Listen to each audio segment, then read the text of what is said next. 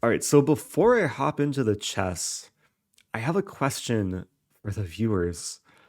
How do I pronounce the name of this country? Is it Qatar or is it Qatar? Because I've heard both pronunciations and I'm not sure how to introduce the tournament that I'm playing in. But anyway, this is going to be my round two recap of the Qatar Masters.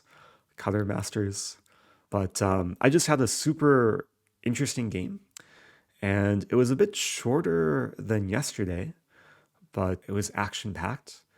And yesterday, if you saw my first round recap, I played pretty much what was a perfect game of chess. Like both me and my opponent made no inaccuracies.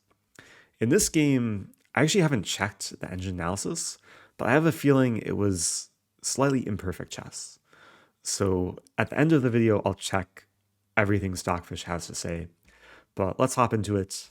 I was playing Grandmaster from India, Raja Rithvik, rated just below 2500. And coming into this game, I knew to expect d4, but I wasn't sure what variation my opponent was going to play.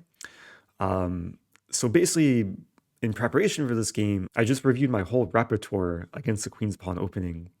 And I wasn't sure whether to expect a Queen's Gambit exchange variation with early cd5, or maybe the more traditional knight c3, knight f3, or what my opponent played was the Catalan after knight f3, knight f6, and g3.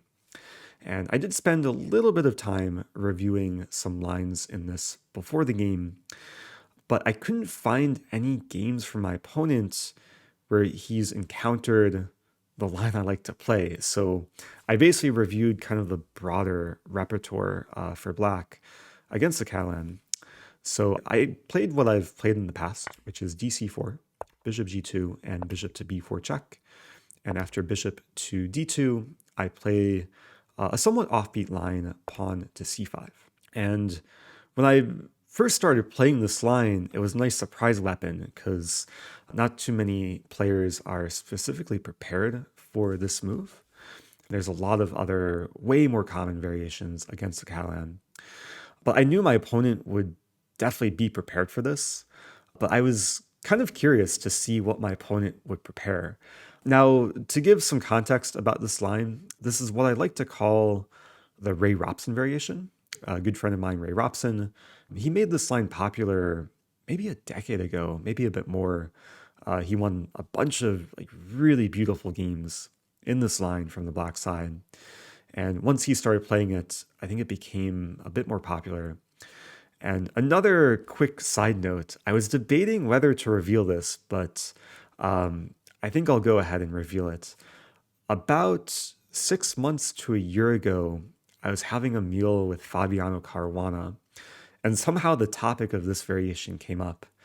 And he had casually mentioned to me that he was preparing this line from the black side for the last candidates tournament. And I had asked him if it's okay for me to reveal that at some point in a video. So I guess this is me revealing that. But I was trying to pick his brain about this line and try and get a sense of like what the most testing options were for white. But I didn't really remember much of our conversation from however many months ago. But the thought came to mind during the game that, oh yeah, Fabiano was prepping this for the candidates. I don't think he ever had any games in this line, as far as I know, at least recently. Anyway, it's a cool variation. White does have a lot of options here. My opponent opted for bishop takes b4, which is one of the most common moves. And I take back, and then knight to e5. And yeah, this is all pretty standard prep. And in this position, the main line is knight takes c4, after which there's a cool variation, knight c6, e3, and then e5. And I think for several years, this used to be the main line. And there's a lot of different options here for white between taking the pawn on e5. There's also line d5, b5, which gets very crazy. But my opponent played a different move. Rather than taking on c4, he played pawn a3. And I'm pretty sure this move has become a bit more trendy recently. We checked in the Masters database. There are a good handful of games from this position, among a lot of strong grandmasters. And I want to note that before the game today, this morning, I had reviewed the game between Erigaisi and Pragnananda, but I only reviewed it like very briefly. And during the game, I was like trying to recall what the initial move order was. Now, I was able to recall the next few moves for black. So I was basically copying Pragnananda's play. I start with knight d5, which is maybe a weird move to play, moving the same piece twice without developing the queenside pieces. But the idea is to reinforce b4 and also block the diagonal. There's cases where I want to play b5. For example, if white takes on b4, I think I'd be happy to play b5 right away and get some stable pawns and prepare bishop b7. But my opponent played knight takes c4, which is the main line. And I play knight c6, he castles, and then I play a5. And when I played a5, I was pretty sure we were still following this Erigaisi Pragnananda game, but I didn't really remember anything after that. And up until this point, my opponent was just blitzing out the moves. We can see he has 3 minutes more than he started with, because there is a 30-second increment. But after I played a5, my opponent took a very, very long think. So I was happy to at least have survived my opponent's preparation, and it was clear that after this move, my opponent was most likely out of his pregame prep, and we were both in relatively fresh territory. Now, I want to share a quick story. During my opponent's very long think, I was sitting at the board for a good portion of it, and at some point, none other than Magnus Carlsen starts walking towards our board, and he took a very quick look at the position, but it was no more than like a split second of him glancing at our position, and he just walked away. I was curious if he like recognized the opening from the Prague Erigaisi game, or maybe he just wanted to see what was going on, keep track of how I'm doing. But in that moment, I felt a little bit special that the world champion, or not the world champion, but the number one player in the world was observing my game.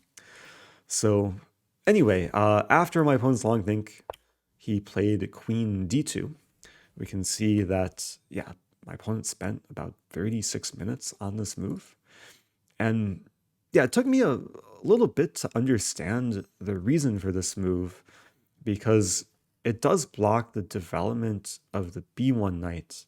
But there are some benefits. White is preparing rook c1 to get the rook to the only open file on the board.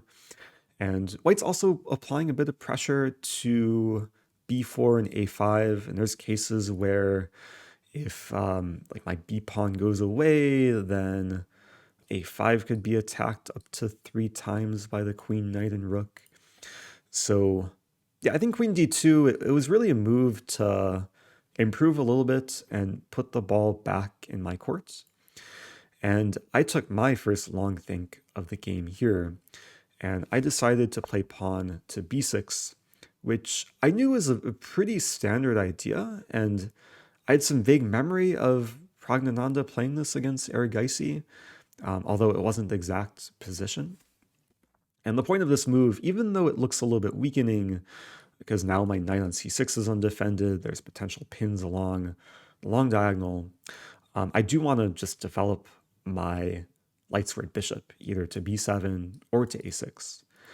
And I didn't really want to play b5, because then bishop a6 is no longer a possibility. But in hindsight, maybe I should have spent more time considering b5 to get the initiative, because we're going to see here that my opponent just immediately seizes control over the game, and basically for the next few moves is making threat after threat, starting with pawn e4, hitting my knight. And I had seen this possibility when I played b6, but I didn't think it was too troublesome. But then the more I thought, the more I realized that things are like almost crumbling for black immediately, Because after I moved the knight, I played knight e7. I should note that if I play knight f6, then there's e5 hitting the knight again, and white can plan a knight on d6, and this didn't look so pleasant. So I played knight e7 to make sure that e5 doesn't come with tempo. And I am hitting the pawn on d4, but my opponent now strikes with pawn d5. And now it's a question what to do with my knight. And at first glance, it does look like black is losing material, because if I take, and move the knight, then maybe I'm not losing material, but it looks very ugly with d6 in the air, and this diagonal being a huge weapon for this white bishop. But yeah, I had a move in mind here. After my opponent played d5, I played the counterattacking move, not moving this knight, but playing bishop to a6, attacking the undefended knight on c4. And I had seen this possibility from when I played b6, and I thought that it leads to like an interesting position, but I had a very hard time calculating beyond this, just because there's a lot of different branches and things can get very messy from here. And yeah, things definitely got very messy, as we're about to see. So my opponent played rook c1, defending the knight. I took on c4.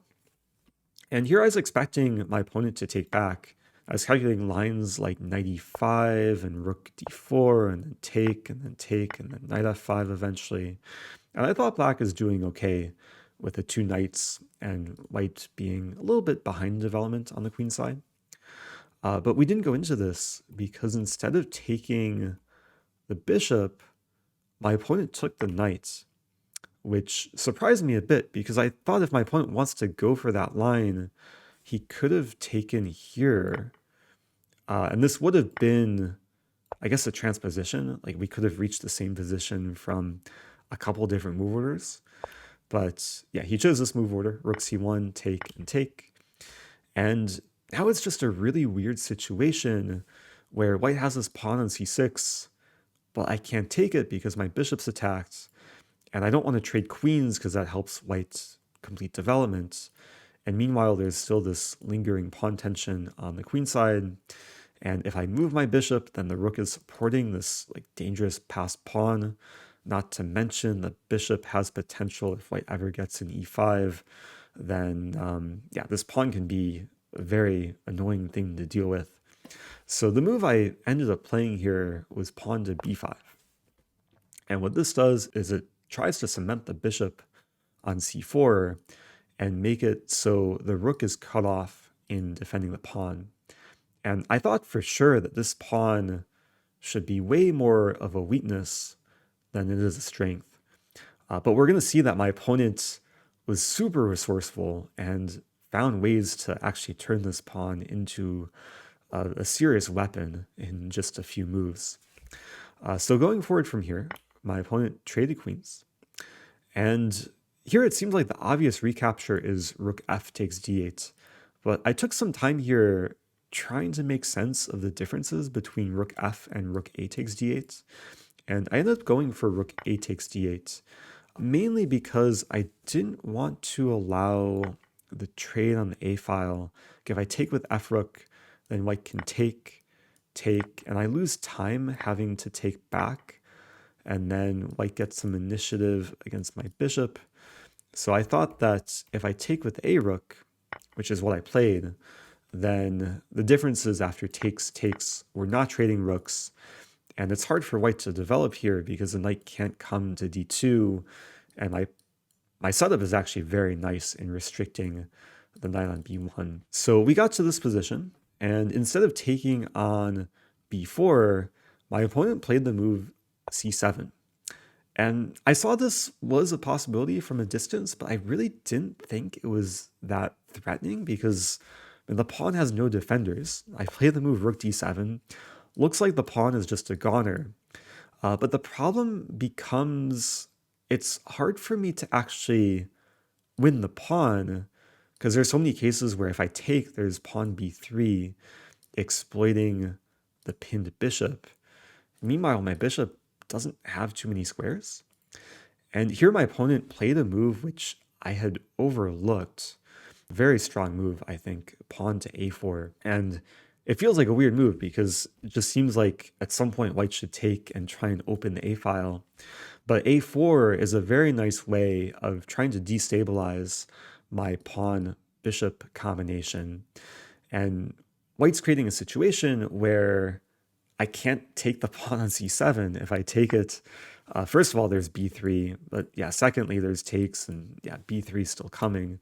So yeah, I was in a bit of a predicament here, and I played the only move which I thought keeps me alive, which is knight to c6.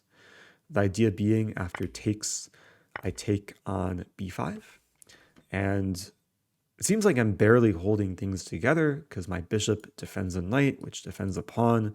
The knight blocks the c-file.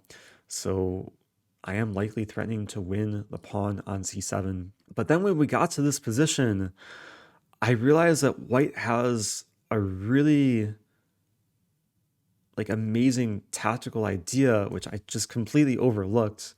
There's a move here, rook takes a5. And I couldn't prevent it because we already got to the position. But as I started to calculate this move, I realized there's just some crazy, crazy variations. Now, my opponent didn't play this move. I'm pretty sure the reason why he didn't play it is because after knight takes a5, of course, the idea is to queen. There's a beautiful resource for black, rook d1 check. Point being, if rook takes d1, then it's all just a fair trade. It's equal material again. And if anything, black should be better here with some more activity on the queen side. But there's a really cool line, bishop f1. And I am down a queen here. I can't take the queen because I get back rank mated. But I can take on f1, and the rook can't take back because I win the queen. But white has king g2. And I was trying to calculate this position from a distance and trying to evaluate what's going on. And it seems like maybe white's better having the material advantage. But then I realized there's a beautiful move for black, knight c6. I'm not sure if this is objectively the best approach, but once I saw knight c6, I pretty much concluded that black shouldn't be worse here because I'm obstructing the relationship between the queen and the rook. And I'm essentially winning back enough material because I'm threatening to take the queen. If white wants to save the queen, then I take the rook, and then we can get a position like this where, yeah, only black is playing for a win. I assume this, this should be very close to winning for black. So I thought this was a really cool line, this knight c6 move where there's just some crazy geometry with the queen and both rooks, like the rook on f1 and the rook on f8 staring at white's pieces and the knight disconnecting them. I thought was just really, really beautiful. But the beauty did not play out, at least in this variation, but the beauty played out in a different variation because after bishop takes b5, my opponent played bishop to f1. And this move I didn't quite see coming, although I should have because it's definitely a main candidate move for white, attacking my bishop, trying to remove the guard of the knight on c6. And what ends up happening, I think I'm still taking time to process. Basically, for the rest of the game, both sides are walking a tightrope. So let me show what happened. I took the bishop on f1, and I was expecting king takes f1, but my opponent played rook takes c6. And when he played this move, I thought, isn't this just losing? Because I have rook d1, and I calculated this when my opponent played bishop f1. And I pretty quickly played rook d1, but I realized very quickly that I'm not winning here because white has a really nice resource. I should explain I'm threatening checkmate in one with bishop h3. And if f4 making loop for the king, I have bishop b5 to win the rook. So at first glance, it does look promising for black, but white has a move knight d2. And my discovered checks moving the bishop don't work because my rook's attacked. Like bishop h3 is not checkmate because rook takes d1, and I'm just losing. So he played knight d2, and of course white's rook is hanging and I take it. But after he takes my bishop, again, white can't queen because bishop h3 is mating. So he takes the bishop, and now white is the one with the massive threat of promoting the pawn. And at this point, I thought I was losing because after I play rook c8, which I played, my opponent plays rook d6. And as this line was approaching, and once we got to this position, I was pretty much set on playing the move king f8 and going into a line after rook d8, king e7, take king d7, where I'm pretty sure white should be objectively winning here, although maybe there's some chances for black to hold after this. Like this was my main calculation, and I thought, okay, maybe I have chances to get some counterplay with my my 2-on-1 majority on the queen side. But once we got to this position after rook d6, I realized I don't have to play king f8. There's a different way to deal with a threat of rook d8. And I really should have seen the move here from several moves ago, but I only realized it once we got to this position. I'm very thankful I didn't just blitz out king f8 because I was very close to just playing this quickly. At first, I assumed it was my only move. But I think this is a really nice exercise for viewers. If you want to pause the video and find the best move for black, feel free to do so. And I think the reason why it just took me a long time to find the move was it just feels very unnatural. But the move is to return to f8. Even though I had just put my rook on c8 from f8, the reason why it makes sense to return is after rook d8, my rook's defended and I'm in time to play rook c1, and white's not queening. And because white's not queening, white can't win this position. So once we got to this position after rook f8, my opponent took a small think and realized what's happening in the situation, and white has nothing better than to repeat the position, rook c6, and I have nothing better than to also repeat rook c8, and the game pretty abruptly ends in threefold repetition, ending just before move 30. There is a 30 move no draw rule for the tournament, like you're not allowed to offer a draw before move 30. So I actually had to claim the threefold and call over an arbiter. But we did draw after 29 moves. Yeah, I still don't know like if anything was missed in these crazy complications, but I think now's the time to check with Stockfish. So I have the game open in another chapter, and I already ran the engine analysis, but I haven't looked at it yet. So let's click enable and let's see, was this another perfect game? Oh, wow. Wow. We both made one blunder. I made one inaccuracy too. Okay, so we see the graph. I was losing at some point. Knight c6 was a blunder. Okay, so let's go back with the engine and see. Let's see what Stockfish has to say. Okay, so the opening was all standard. Like this was all prep from both of us. And then after queen d2, so b6 was inaccurate. The engine says b5. b5 93, wow. 93 looks awkward. Yeah, maybe white has some slight edge in this position. Might have to do some deeper opening prep in this line. So b6 was inaccurate, and yeah, actually white does have a significant edge here. d5, let's keep going. So apparently this is all fine. White's still a bit better. Maybe e5 is slightly preferable, but let's get to the blunder. So knight c6 was a blunder.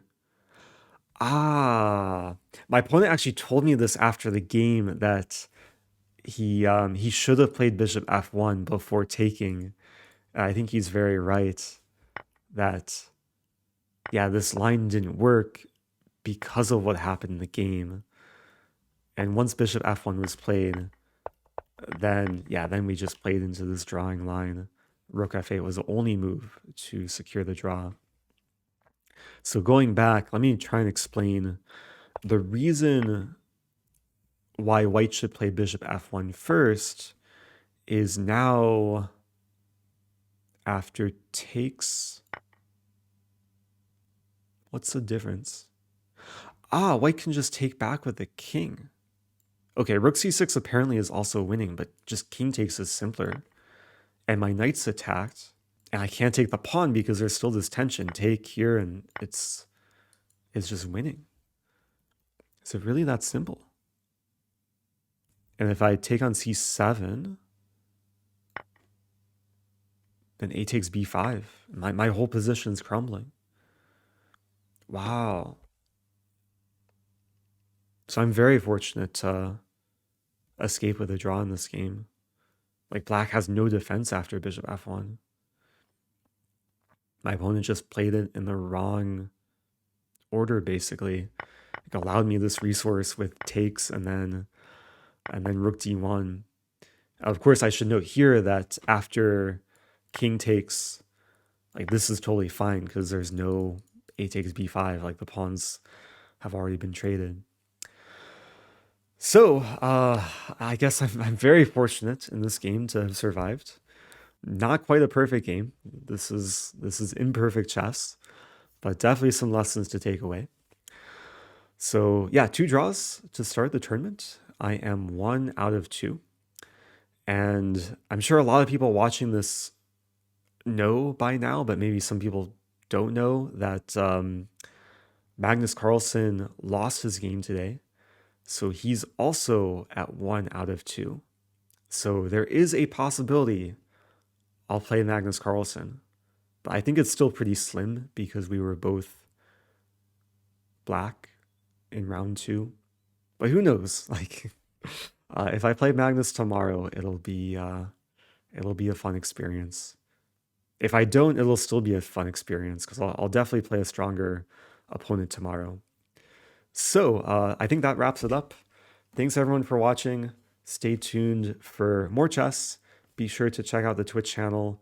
Every day, Jonathan Trance is doing commentary. Twitch.tv/IamRosen. And also stay tuned for more recaps. And I'll see you guys soon.